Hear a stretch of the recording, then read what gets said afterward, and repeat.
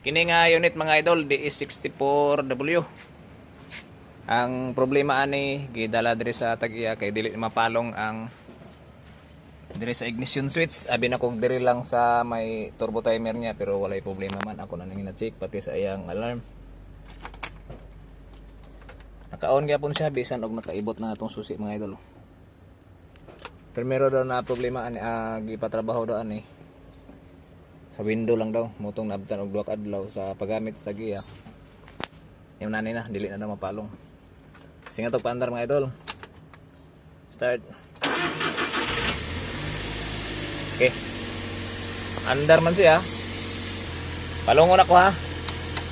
Di mapalong. Ibot ang susi. Palong na ang turbo timer. Pero naka-on gyapon sa diri mga idol. Among ginahimo ani para mapalong na mo. Mapalong na mo siya. Oh.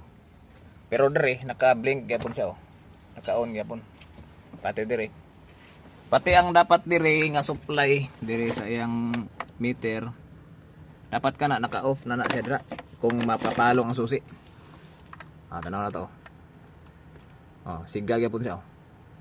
Dapat off na siya dira. Kung tanggalon po na ako ni, tanggalon ako meter yun. Wala na siya oh. Di man po na ako makuan og kuot-kuot lang mga idol kay grabe oh. Grabe mga wiring oh, pating daghan na gyud. Simba kog mabikil tani. Manay ma-spark na nga wala na kuan maproblema pa ko. Akong imo na ni mga idol magtanggal jud og dashboard ani. Tanggal og dashboard re. Dito para masubay ning linya niya dre basi posible na ay nagdikit ani. Ya or pag jumper siguro. Kay gipan-check naman po nako dira. Wa may problema diha. Dire gid ang nagka-problema. Tanggal itong dashboard ani, dire pingon dito. Okay, update lang ko mga idol pag matrabaho na namo ni. D64W mga idol. Sundi ko ninyo mga idol, daghan pa kayo ni.